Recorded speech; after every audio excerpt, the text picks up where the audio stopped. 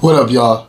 We're in Spain today, and we're sipping on some aged wine. I can't wait to get into this with you. Let's get it. Welcome to another episode of Wine Still of the Week, where I go find a bottle that is under $20, is punching above its weight class.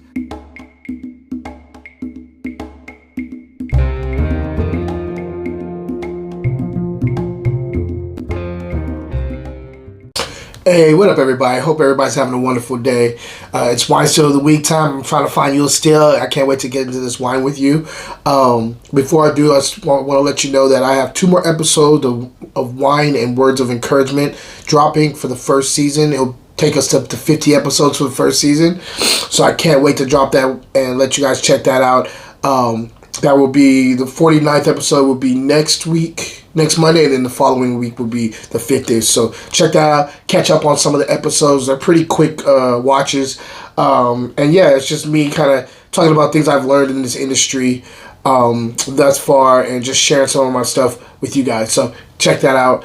And then also, I had the great opportunity to be able to interview one of our great winemakers, from Ayaba Wines, Jerry, owner and winemaker there from Ayaba Wines.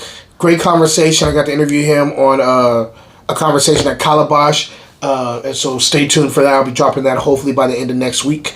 Wonderful conversation about entrepreneurship, about how he got into the wine game, his previous life, things he was doing prior to being in the wine game, and just a wonderful guy to talk to about everything that's going on in this industry and what we can do to kind of further this going forward. So anyway, with that being said, let's get into the wine. I'm ready to get into the wine. I have something kind of special today. I haven't had an aged wine on here in a long time, especially at a still. So we're talking about the Las Campanas. This is out of 2006, so this is 18 years old here, out of Navarra, Spain. You guys can see that label right there. There you go. And I can't wait to get into this with you guys. This is a cool little red blend too. We're talking about 40% Cabernet. We're talking about 40%, I believe, Merlot. Yeah, Merlot, and then 20% Tempranillo. So it's a nice little Bordeaux blend with a dash of Tempranillo to round it out. So let's get into this. On the nose. So immediately on this nose, I get raspberry. I also get plum. I'm getting this kind of black plum thing going on here. There's also like a little kick of spice here. I'm getting wet tree bark too, so like a little bit of like an earthy element here. Sorry, my allergies are kind of affecting me, but I'm gonna get through this wine. I'm getting black cherry here.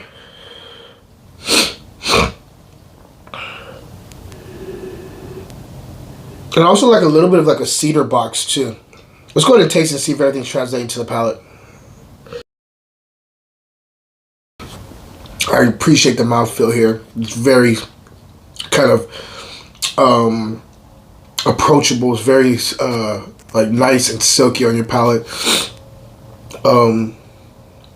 There's definitely some earthiness going on here, which I'm digging quite a bit.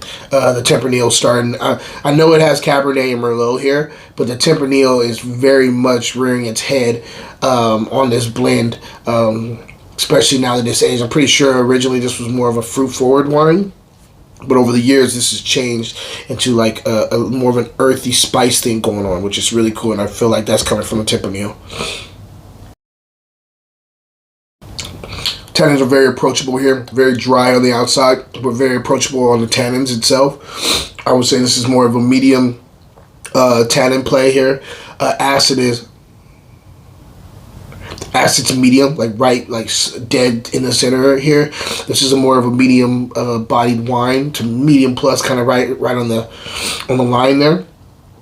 Finish is quite long. Maybe there's a couple of no, this is pretty seamless. I'm not gonna. I can't say. I thought there was maybe like a dip between the third and fourth quarter, but it feels like it's still there. It's just maybe muted a little bit, but it picks up steam on the finish.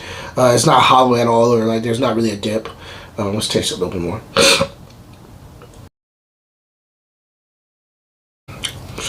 So up front, you kind of get this black cherry cranberry play up front. as it transitions to mid palate, that's when the earthiness starts to kick in. You get a little bit of like a kind of a cedary, kind of a cedar box with a little bit of like a tobacco note in the mid palate, more of like a mild like tobacco. And if I was to pinpoint in specific what kind of cigar that I'm talking about, more on the Dominican Republic side cigar. I love my cigars, so kind of like on the Dominican Republic on the cigar in the mid palate. Finish is very long. There you also get like a little bit of a spice kick on the finish, which I'm digging quite a bit. You know me and spice, that's definitely here. And the finish is quite long. So I'm digging this wine quite a bit. Let me taste a little bit more and see if I missed anything. I mean, this is just delicious juice. And for an 18-year-old wine to still be saying like this, I dig it. If I'm scoring this wine still of the week, we'll be right back. I am what folks call an art lover. And if you love art too, go check out my website, fruitandglass.etsy.com. I have wine-inspired art there, and I wanted to share it with everybody. Cheers. Now back to the show. All right, I'm going 89 plus here. The steal here is I got this from Grocery Outlet. I got it for $7.99, which is a crazy steal for 18-year-old Spanish wine. This wine is still sitting, so I highly recommend it. If I'm pairing it with something, I like flank steak with this. I like good old barbecue with this would go really well.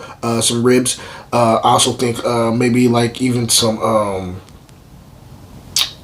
pork chops would go really well with this too. So anyway, hope everybody's having a wonderful week. Hope this is a perfect episode to get you into the weekend. And my question of the day: what's the oldest wine you've had? And if you remember the name of the label, please put that in the comment section. I would love to check it out if I can get my hands on it. Guys, until next time, cheers.